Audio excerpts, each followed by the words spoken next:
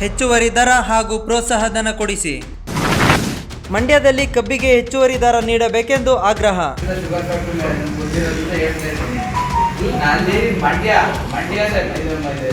Pandavapura sugar factory ಇದೆಯಲ್ಲ, ಅಲ್ಲಿ ಮಾತ್ರ 10.5 11 ಬರುತ್ತೆ.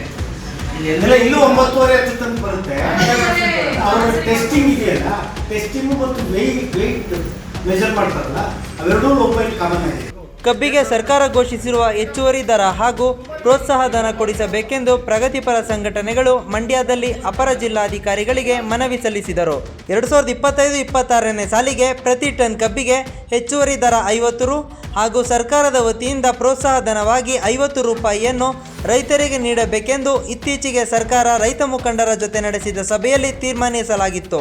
ಅದರಂತೆ ಕಾರ್ಖಾನೆಯವರನ್ನು ಸಭೆ ಕರೆದು ತಕ್ಷಣದಲ್ಲೇ ಹಣವನ್ನು ಕೊಡಿಸಿಕೊಡಬೇಕೆಂದು ಮಾಜಿ ವಿಧಾನ ಪರಿಷತ್ತಿನ ಸದಸ್ಯರಾದ KT ಶ್ರೀಕಂಠೇಗೌಡ ಅವರ ನೇತೃತ್ವದಲ್ಲಿ ಪ್ರಗತಿಪರ ಸಂಘಟನೆಯ ಮುಖಂಡರು ಆಗ್ರಹಿಸಿದರು.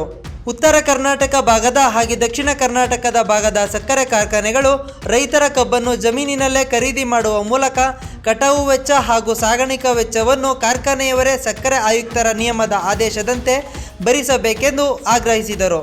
ಮಂಡ್ಯ ಜಿಲ್ಲೆಯ ಕಬ್ಬು ಬೆಳೆಗಾರರಿಗೆ ಏನು ಸರ್ಕಾರ ನಿರ್ಧಾರ ಮಾಡಿದೆಯೋ, ಕಾರ್ಖಾನೆಗಳಿಂದ ಹೆಚ್ಚುವರಿಯಾಗಿ 50 ರೂಪಾಯಿ ಮತ್ತು ಸರ್ಕಾರ ಕೊಡುವ 50 ರೂಪಾಯಿ ಸಬ್ಸಿಡಿ ಸೇರಿದಂತೆ ತಲಾ ಒಂದು ಟನ್ನಿಗೆ 100 ರೂಪಾಯಿಯನ್ನು ಈಗಾಗಲೇ ಕಬ್ಬನ್ನು ಸರಬರಾಜು ಮಾಡಿರ್ತಕ್ಕಂಥ ರೈತರಿಗೆ ಕೂಡಲೇ ಕೊಡಿಸುವಂಥ ಏರ್ಪಾಡನ್ನು ಮಾಡಬೇಕು ಅಂತೇಳಿ ಇವತ್ತು ಆಗ್ರಹಿಸಿದ್ದೇವೆ.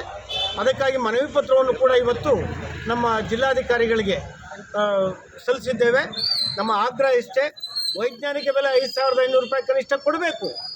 ಆದರೆ ಇವತ್ತು ಸರ್ಕಾರ ನಿರ್ಧಾರ ಮಾಡಿ ಮೊನ್ನೆ ಏನು ಹೋರಾಟಗಾರರ ಜೊತೆಗೆ ಸಭೆ ಮಾಡಿ ಒಂದು ಅಂತಿಮ ನಿರ್ಧಾರವನ್ನು ತೊಗೊಂಡಿದೆಯೋ, 100 ರೂಪಾಯಿನ ಹೆಚ್ಚಳವಾಗಿ ಕೊಡಬೇಕು ಅನ್ನೋಂಥದ್ದನ್ನ ಮಂಡ್ಯ ಜಿಲ್ಲೆಯಲ್ಲಿ ಕೂಡಲೇ ಕಾರ್ಖಾನೆ ಎಲ್ಲ ಮಾಲೀಕರನ್ನು ಸಭೆ ಕರೆದು ಜಿಲ್ಲಾಧಿಕಾರಿಗಳು ರೈತರಿಗೆ ಕೊಡಿಸ್ಕೊಡುವಂಥ ಏರ್ಪಾಡು ಮಾಡಬೇಕು ಅಂತೇಳಿ ಈ ಮೂಲಕ ಆಗ್ರಹಿಸ್ತಾರೆ. ಈ ವೇಳೆ ವಿಧಾನ ಪರಿಷತ್ತಿನ ಮಾಜಿ ಸದಸ್ಯರಾದ KT ಶ್ರೀಕಂಠೇಗೌಡ, CPM ಕುಮಾರಿ, ಕನ್ನಡ ಸೇನೆ ಜಿಲ್ಲಾಧ್ಯಕ್ಷ ಮಂಜುನಾಥ್, ಪ್ರಗತಿಪರ ಚಿಂತಕ ತುಳಸಿಧರ್, ಕಬ್ಬು ಬೆಳೆಗಾರರ ಸಂಘದ ವೇಣುಗೋಪಾಲ್, ನಗರಸಭಾ ಮಾಜಿ ಅಧ್ಯಕ್ಷೆ ನಾಗರತ್ನಮ್ಮ ಹಾಜರಿದ್ದರು.